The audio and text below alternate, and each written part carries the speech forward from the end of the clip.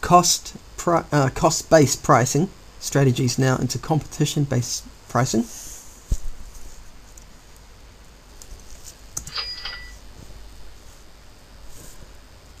And firms are usually in a competitive environment.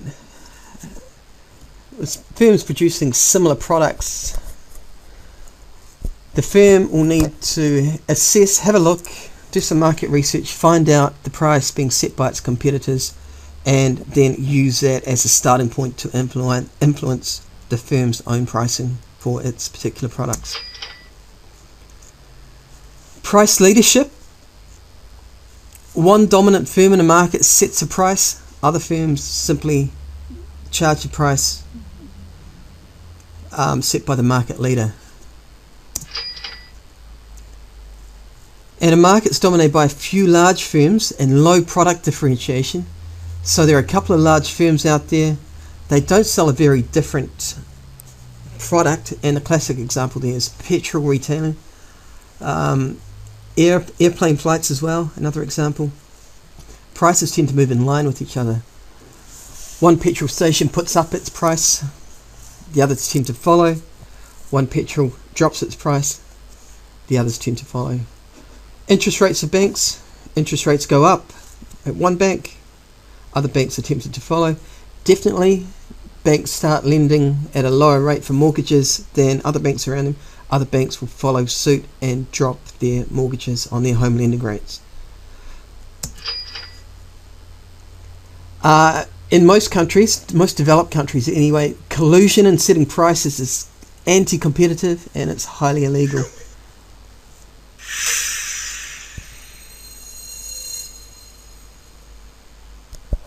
The U.S. Justice Department announced Wednesday a lawsuit against Apple and 5 publishing houses, alleging they conspired to fix the prices of ebooks.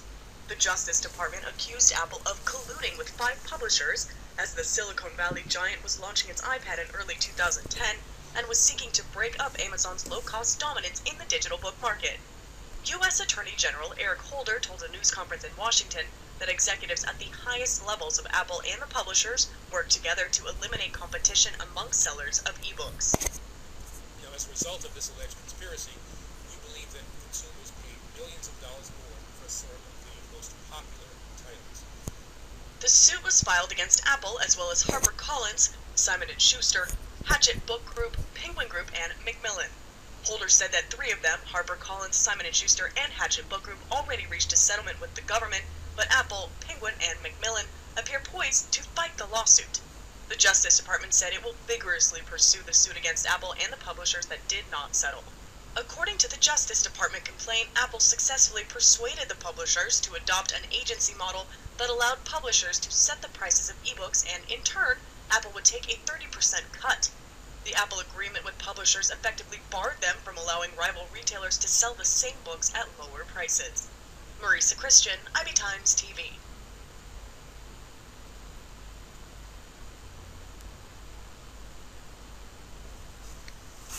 Okay, so different companies, different firms selling a similar product. The CEOs of the major petrol stations can't sit around a table and say, right, we should set this price here. Don't go lower. We won't go lower. It's anti-competitive, and depending on what country you are, highly illegal.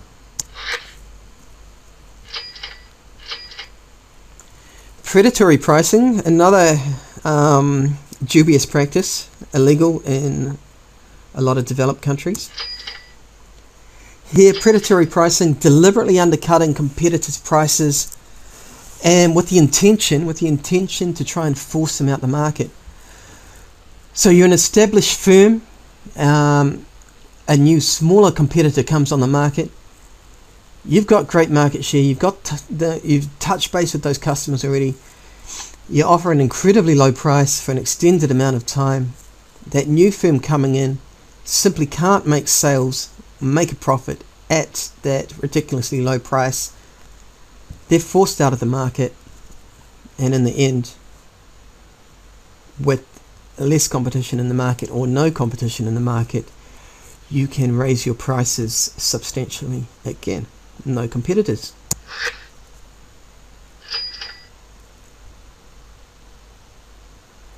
Going rate pricing.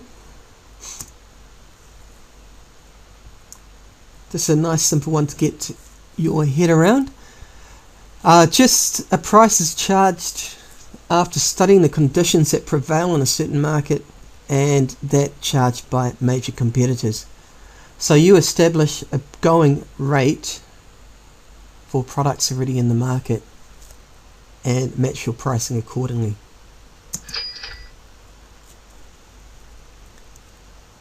And it's very, very easy now for consumers to be able to compare prices across different products, across different firms, across different retailers. So more firms are being forced to lower their prices to the going rate. It becomes difficult in an age where we can easily, without cost, find out the lowest prices. It becomes much more difficult for firms to charge a higher price than their competitors.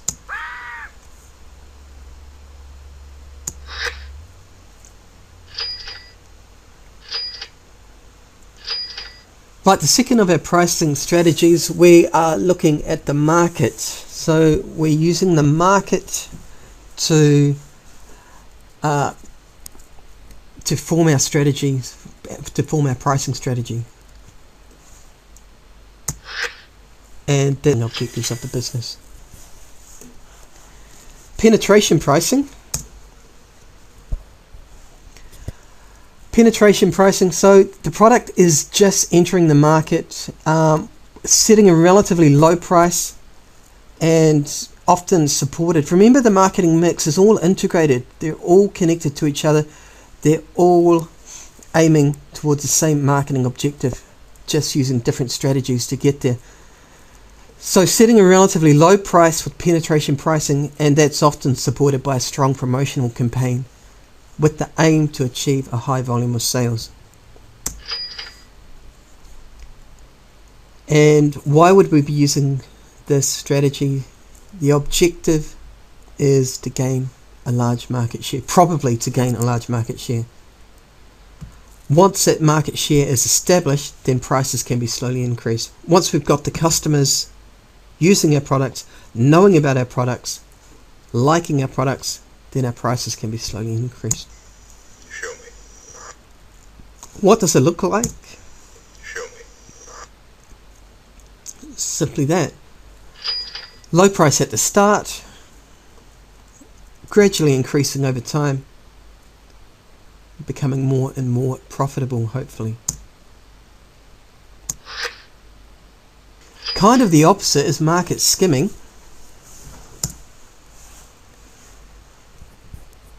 This is where we've got a new product, we know it's good, it's got a great unique selling point, highly differentiated from anything out there. Low price elasticity of demand, price elasticity coming through again. We're going to go into price elasticity in a lot more detail later on. Okay, so high price for a new product, it's different. Now, this high price to start with can maximize the short run profits. If we can sell a lot of this new product at a higher price to start with, new exciting product, before other competitors can enter the market with similar product, where we know prices are going to have to be reduced to maintain our market share, before those competitors come into the market, we can charge an initial higher price. And I said it's the opposite of penetration pricing. We start with a high price, and then that price will necessarily have to drop as competitors enter the market over time, if we want to remain competitive and keep our market share. Price discrimination, high level, is simply discriminating between different market segments, groups of customers that are using the same product. And the classic example, the easiest way to think about it, is the different prices adults and children pay at the cinema. Right? You would not go to a cinema with your two children in tow and expect those two children to be charged the same fare for the same seat, for the same film as you're paying. Why? Different market segments may have different price elasticities of demand. Different customers are going to react differently to different prices. But effective price discrimination to be employed, there must not be an ability between customers, consumers, to resell the products between the groups. And it can't cost the business too much to keep the two groups separate.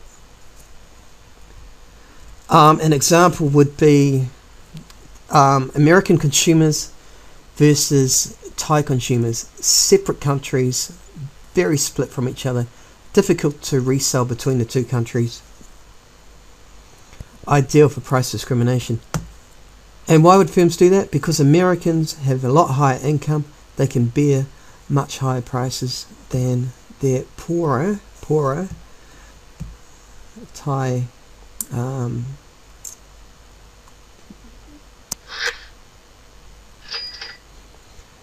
loss leaders. Another high level strategy. Here is where a product is sold at a very low price, perhaps even below cost, to encourage consumers to buy other products. This is used in supermarkets all the time, where the prices of staple goods, say bread or milk, are sold very, very cheaply. Once consumers are in the supermarket, they're quite likely to pick up other goods whilst they're there. Other goods which will have a much higher profit margin built in.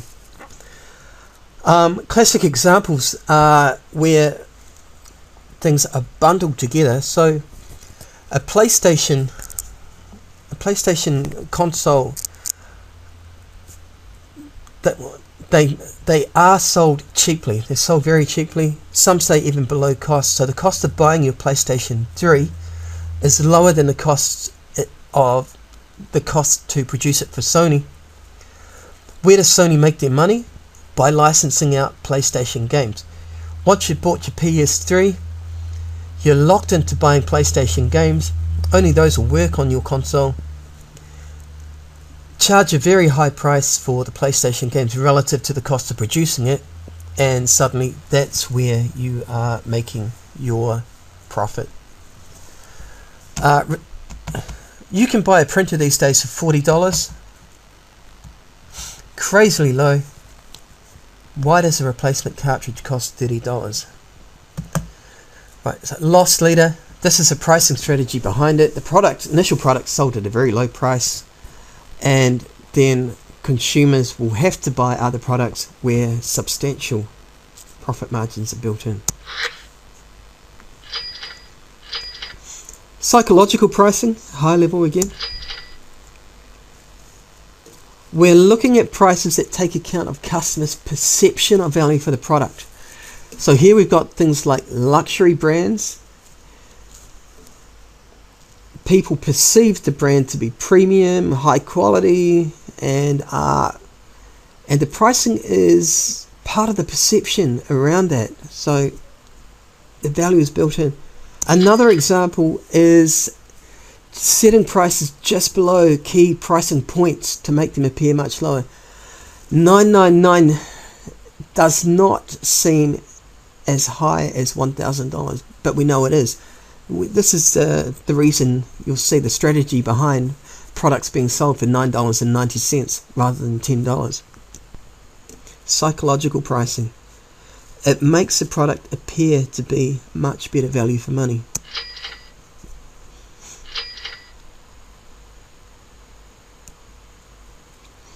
And then we want to, these producers, these marketing departments, they want to avoid setting prices consumers may consider inappropriate. You would not expect the marketing department for Jimmy Choo shoes, to use this example again, my wife's favourite example. Even though it may cost $49 to make, It would just be inappropriate to charge $59 for a premium branded image